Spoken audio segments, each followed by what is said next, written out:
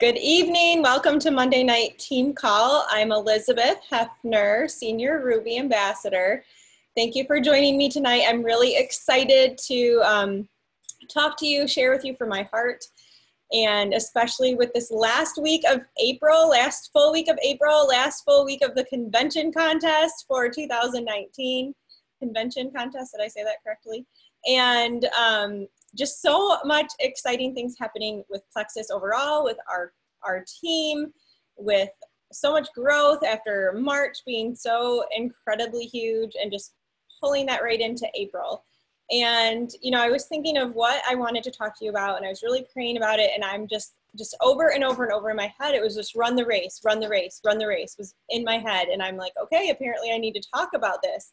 And I did a quick live the other day, and maybe you caught it, maybe you didn't, but you can always go back and catch that. And I will be pulling some of that in tonight anyway, because I just think it's so important that we not only run the race to the finish line, but we actually run the race through the finish line.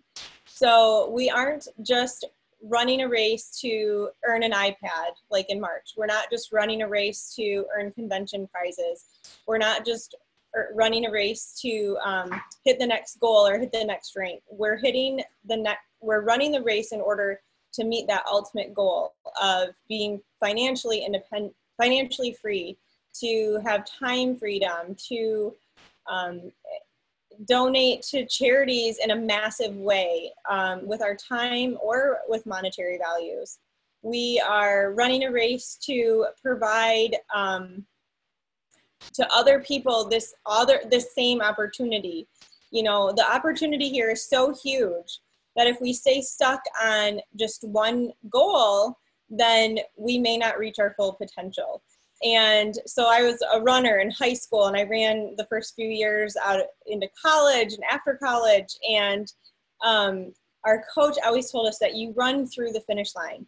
So if you ever have the opportunity to watch a track meet or something, and you see runners just kind of skate past the finish line, you know, if this is your finish line and they're slowing down here and then they just skate across it, they're not meeting that personal rec, right? They're not going to make a new time necessarily, or someone can catch up to them at the last minute. So we were taught this is a finish line that we ran all the way through. You didn't slow down until you were all the way past that finish line. So where's our finish line in Plexus? You know, it just depends. It depends. But our ultimate goal, right, is to make as huge of an impact as we can. Typically, where's our finish line with childbirth? Birthing a child is amazing. It's this wonderful experience, right? I had pretty easy childbirth, so that I'm not one that had complications or anything like that. I really tolerated that sort of discomfort pretty well, and my babies came pretty quick. So it wasn't like this horrible thing for me. But I have an 11-year-old, an 8-year-old, a 6-year-old, and a 4-year-old. My finish line is not even in existence, right? You know, like I have these children to raise, to teach them to be successful members of society, to teach them right from wrong, to help them find their way. That's the finish line, right? Is when they are independent and they can be these great adults. But even that being said, my mom helps me a ton, and I'm a grown person, and I am successful, and I have my own house and bills and all this stuff, you know, and my mom still helps me. So I don't know that parenting there ever is a true finish line, right? And so if we look at birthing a child as the finish line, that really isn't. That's just the beginning. That's the beginning of the next journey. It's the beginning of the next thing. So definitely want to keep that in mind as we take this opportunity to run and help others, and that we grab others to go along with us, and that we can run the race together. So in cross country, you know, it's a little different than track. In cross country, your whole team counts towards points at the end to win a cross country meet. And that's how it is with Plexus. It's not just me running. It's me grabbing teammates and taking them with me. It's me running through that finish line with them and then going on to the next race right away, because we're so excited to continue to grow. So what I really want to talk to you also about is connecting. And that is a matter of influence. When we can connect with people and when we can truly connect with them, we're going to be more influential with them in their lives, you know? And this goes with being married, this goes with being a parent, this goes with being a worker in a 9-to-5 job. And so I really wanted to talk to you about having that connection with people and some tips to really make that happen. So one area of influence, this connecting influence, is something that my team has learned, they have set their mind to, that we try to get together on calls every now and again. We just did one last week, like, hey, let's just get together, let's just chat for a minute. You know, we're all here to support one another in more ways than just with Plexus. And so we definitely enjoy that. And I've seen my team really grow in this area where they truly, truly want to connect with others. They want to connect with their prospects. They want to connect with their ambassadors. They want to connect with their teammates, you know, these sidelines. And through those connections, I'm seeing so much growth in my team. It's unbelievable. And so I just found this to be a very important thing. And then just relating it back to like running together, just all ties in. So this also really takes communication. It takes a desire to help people. And it takes that sense of personal mission. So when we have a strong why, when we have that strong, firm why, you hear this talked about a lot of times in Plexus, right? What is your why? What is your why? Well, as our why develops and becomes stronger and bigger, then we are going to be able to communicate that better and be inspiring to those around us in this fashion. And that's only going to firm up our why, and it's going to inspire them to want to continue to run with us, and when they definitely feel truly connected. Communication takes work, right? You know, my husband and I see each other in passing half the time. And so then I'm like, wait, why didn't you do this? He's like, you didn't tell me. I'm like, yes, I did. Oh, well, maybe I really didn't, right? Communication really takes a lot of effort. It's going to take some time, and it's a skill that we need in all areas. We need to communicate with people that we work with. We need to communicate with our Plexus people in every realm, right? We need to communicate with our kids' teachers. We need to communicate with the guy on the other side of the phone for a bill that's messed up. Communication skills are huge. And so sometimes that can be a little bit uncomfortable, especially if we want to bring up something to help someone improve, you know, like it might not always be comfortable to communicate, but it is essential and it's very important. So when I think about my parents, so many of you know my dad passed away suddenly in March. It was horrible, got sick, passed away like within 5 days. It was awful, awful, awful, awful. And my parents were just shy of their 50th wedding anniversary, the end of March.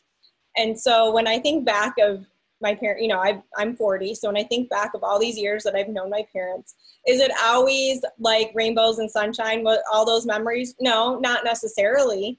But you know what my parents did do is that they learned to work together. They provided for us very well. There was never anything that we didn't need. And we certainly had a billion things that we wanted. We were taught to work hard. We were taught to work together. My parents were very good with figuring out what to do with the money that they did have. They just really, really worked together. They learned to communicate. And it wasn't always perfect, but they still learned to communicate, right? And now my mom is incredibly sad. I mean, I'm still sad. I still cry every day. I can't imagine my mom after 50 years. Every time I talk to her on the phone, I can tell she's still sad, of course, you know. And so all those little tiffs and miscommunications and hard work that they went through and those things that were difficult, they were still worth it, right? They were still so worth it, because after 50 years, she is missing him like crazy. And not that I want her to be hurting, but I know that all of those things were so worth it because she does miss him so much, right? Does that make sense? So again, I don't want to see my mom hurting, but I know that that 50 years of work and sacrifice and communication and connecting was very, very much worth it in the end. So pray for my mom, please. I'm going to move on, or I'm going to cry. But definitely that really spoke to me when I was preparing to talk to all of you. So anyway, when we think about connecting, we really want to go to our people and connect with them. So when you think about a train cars, sitting in a train yard, they're not doing anything. They're just sitting there. There's all these train cars sitting there. yeah, the guy can come and like hook them up, right? Or maybe they just push them together. I don't know the mechanics of that, but they push them together. All these train cars are sitting here connected, but they're not doing anything. There's nothing going on. What moves those train cars is the engine. So that engine has to come to them, the train engine has to come to the cars, hook up, and then start that movement forward or backward, wherever they're going. And so if we don't have the leader, if we don't have that engine, if we don't have us going to our people and connecting with them and grabbing all those train cars and starting that forward momentum, then we're not going anywhere. We're not going anywhere as a group. And so it's so important that we go to our people, that we go to our downline, that we go to our upline to get help. It's so important that we go to our prospects and say, hey, you know, I really thought of you and these products because of this, this, and this. Would you like to take a look? You know, it's our job to go to them and connect with them, and definitely connect personally. When we find out where people are coming from, where they're at, and we can connect with them, then we're going to move forward. That's where we're going to take that relationship to new heights. That's where we're going to develop a deeper relationship. And this is exactly what I've seen happen in my team. This is exactly what has happened. And that's why we have so much momentum on my team. And I love that, just like a train, it's slow to get started a little bit. You have all this friction that you have to work through to get all those train cars moving. But once that train is going, it is going with momentum and it is pushing forward, and it's not going to stop, right? You're just going to keep plowing through. And that is so amazing. So amazing. It's been really fun to see. And so I really encourage you to make connections with these people that you have on your team and that you are prospecting as well. So a couple of key points to deal specifically with connecting is that we never want to take people for granted. You know, we never want to, like, I still tell my mom, like, thank you so much for coming over to watch the kids. Thank you for grabbing those couple of groceries for me when you were at the store. You know, I try to make a very conscious effort to do that. And my mom is a natural giver. She's a natural doer and a natural giver. And so she doesn't really expect a thank you, because I'll say thank you for grabbing those groceries. And she's like, what? You know, she tries to blow me off a little bit. But I still want to always say thank you. I still want to remember that. I never want to take her for granted. And that is super important. And the other thing is just having this mindset that I am going to connect with people. I can make a difference in their lives. I have a great mission here. I have a great opportunity here. I have these amazing products here to offer to people, and really, really having that mindset that we are going to make a difference. Absolutely. And when you look back, when you look through Gut Health and Happiness and see these amazing testimonies, when you talk to your upline and you say, well, tell me about some people that you've helped. And you hear these amazing stories of people maintaining pregnancies that hadn't been able to successfully do that before. When you see people having freedom over foods that they couldn't eat before. When you have helped people get off of the couch because they no longer have a migraine every single day, then you are going to just want to take that opportunity and share it with as many people as you can, right? Absolutely. So definitely having this mindset that I have something very special here and I want everyone to know about it is very important. We want to initiate that movement towards others. I just touched on that. It's always nice when we have someone say, hey, I saw your post and I want to try your pink drink. Like, what do you have for me? Definitely that does happen, but that isn't the norm. A lot of times people get busy. They think, you know, we don't know what they're thinking unless we go to them and talk to them. So very, very important to initiate that movement towards others and initiate that movement with a relationship too.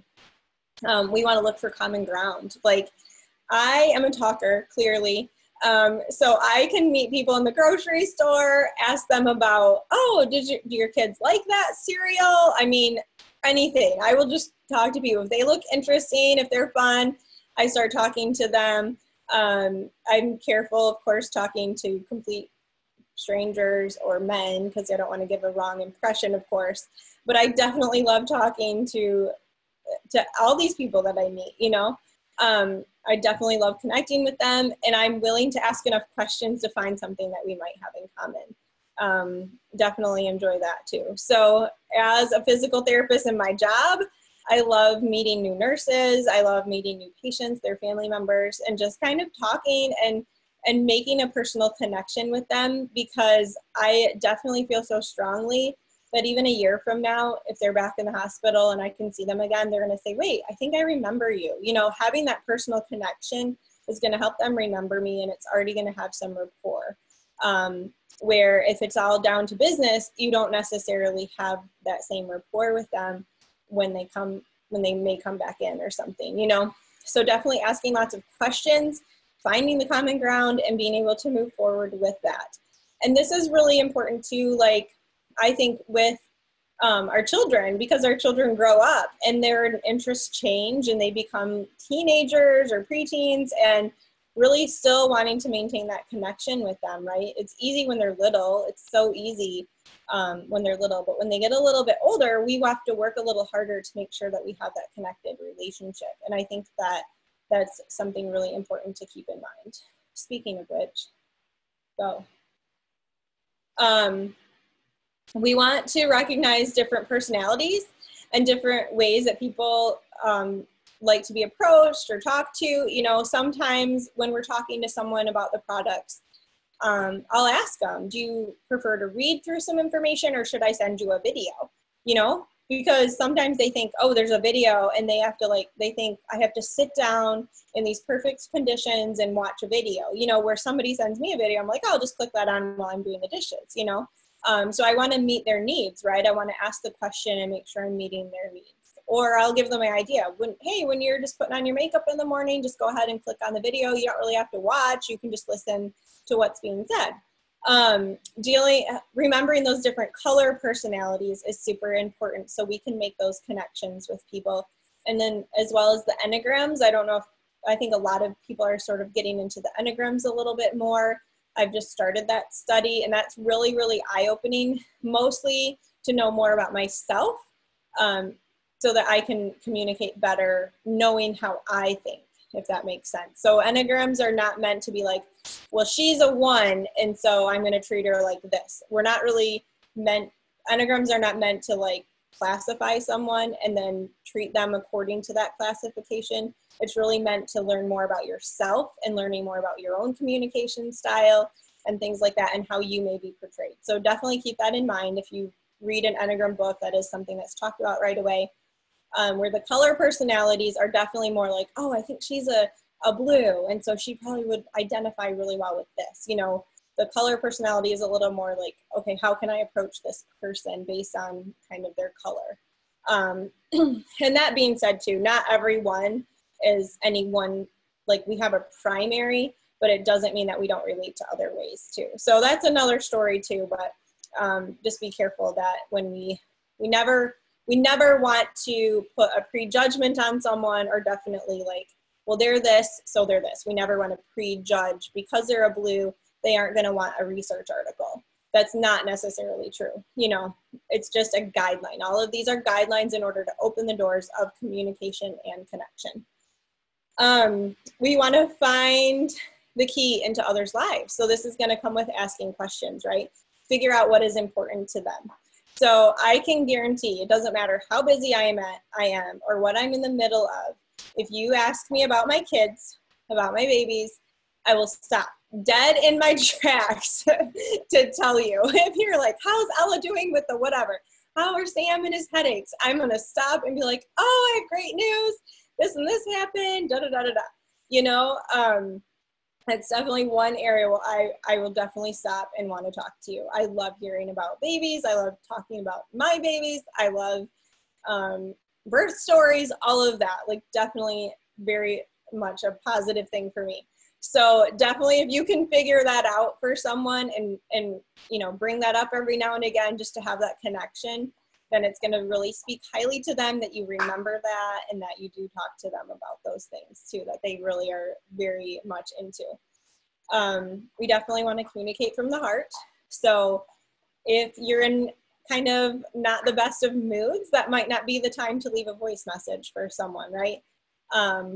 I'll even get off of the phone with my mom if I'm like super stressed with the kids, like, okay, I have to go because they just got home from school and there's all these things happening. I want to transition them well, and I don't want to ignore my mom or, you know, not necessarily respond super well to her, you know? So these are all things to keep in mind. And when we preface it like, hey, I want to make sure that you're getting my undivided attention, so I'm going to let you go for now. Let me call you back when the kids are more settled. You know, it isn't about like, it's about them, and so we want to make sure that they're reminded of that we can be genuine in that. And definitely be yourself, be genuine, be yourself, be funny, you know, really just do your best to not try to be someone else in this business and life and your marriage and with your kids, any of that. We want to be as genuine as possible. Sharing common experiences. So talking to people about their childhood, or, you know, when they first learned how to ride a bike, or, you know, what their pets were as a child, like just making those connections with old memories are really fun too.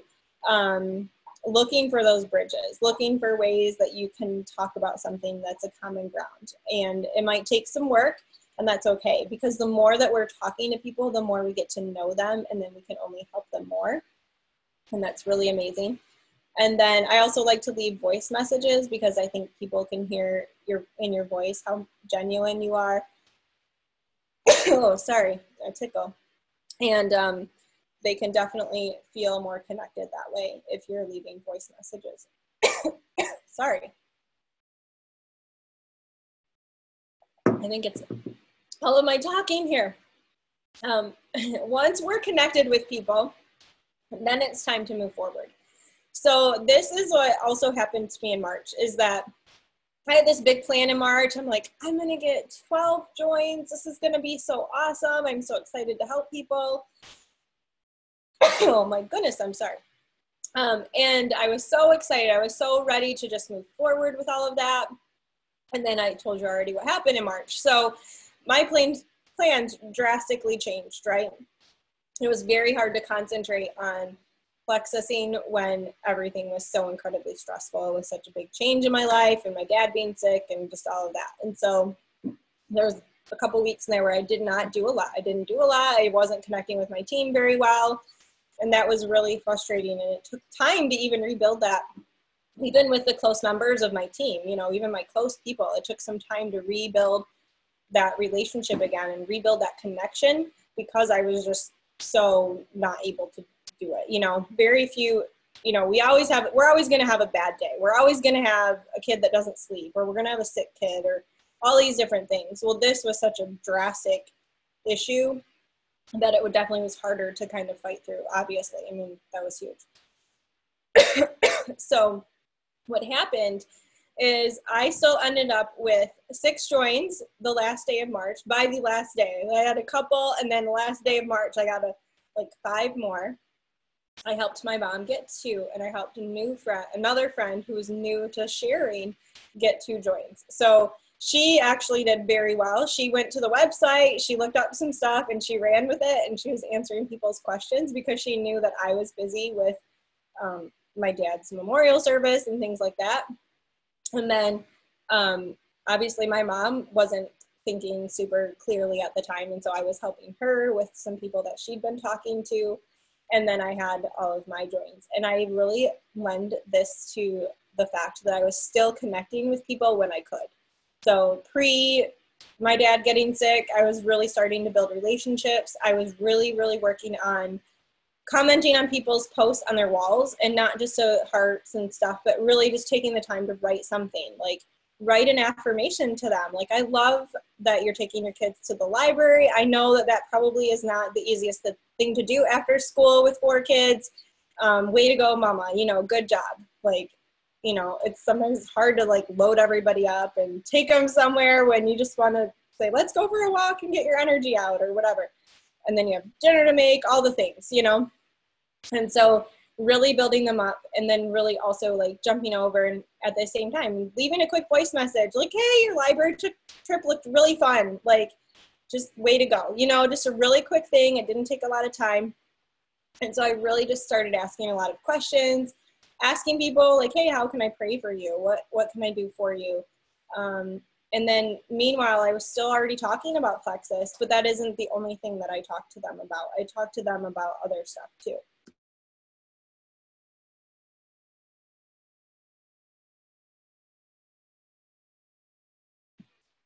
And so, like I said, I just really lend a lot of relationship building to being able to get those joins by the end of the month and connecting and connecting and connecting. So at work, if they were people I was working with, I would, hey, I'm running down to the other end of the hallway. Do you need anything from the supply closet? You know, something like that. Or seeing them stressed out and saying, hey, I see you're a little stressed. Can I help you with something? Just nothing that really went out of my way necessarily, but definitely was impactful to try and be helpful to them. And so my other point with my call here tonight is just perseverance, right? So there's always going to be something in life. There's always going to be an objection. There's always going to be somebody telling you no. So is it always going to be no in Plexus? No. It's going to be your kids telling you no, that they don't want to eat their broccoli. It's going to be, no, I don't want to come in from outside and take a shower. It's going to be your husband saying, no, I don't want to go to that place, that dinner place, whatever. You know, you're always going to have to deal with objections no matter what. And so we're also always going to have a sick kid. We're always going to have something happen, you know. Sometimes there's times of the day, of the week, or whatever, that are really smooth. But overall, in general, life is not guaranteed to be distraction-free, right? We're not guaranteed any of that. And so it's how we handle that, and it's how we take on that role of persevering through it that really is going to show us where we're at. And so when life happens, we can say, I'm too tired today to do my IPA. I'm too tired today to cook dinner. I'm too tired today to fold the laundry. Or we can say, well, I'm a little bit tired today, but I'm still going to do my best to fold at least one of those loads of laundry. You know, it's really switching that mindset. And it's also looking for opportunities to overcome the adversity that we come against. So I am an exceptional wife, right? Well, I'm an exceptional wife, or I'm an exceptional friend, or I'm an exceptional mother. So if I'm telling myself that through the day, then I'm going to look for things through the day in order to make that happen. I'm going to make that a true statement by seeing things that I can do to make that true. I am an exceptional mother. Okay, well, I'm an exceptional mother. So instead of yelling at you for coming down here and interrupting a call, I'm going to hug you gently and move forward the best that I can. I am going to make sure that there's at least 2 vegetables on their plates at dinner, right? Whatever it is that we can do, that we can look for those opportunities. When we've said, I am this, then we're going to look for the opportunity to make that happen through our day. And that comes with perseverance. That is going to come with all those things that are being thrown at us all the time that are not ideal, and working through them. So anyway, Pink Power, run the race, looking good out there, you know, run this race all the way through April and into May. We're not just ending at April, we're running into May, and then we're picking up more people to connect with and move forward and to go for that next goal and that next amazing opportunity that we can take to change lives. So if you can think of anybody that might benefit from this call, make sure you tag them. And if anything spoke to you, please leave a comment in the thread in Pink Power. The chats don't stay after we end the call. So go ahead if you think of something that really stands out to you, to be encouraging to others that may read the post in Pink Power, where I'll stick the recording as well. Stick a couple comments in there too. So thank you. Have a good night.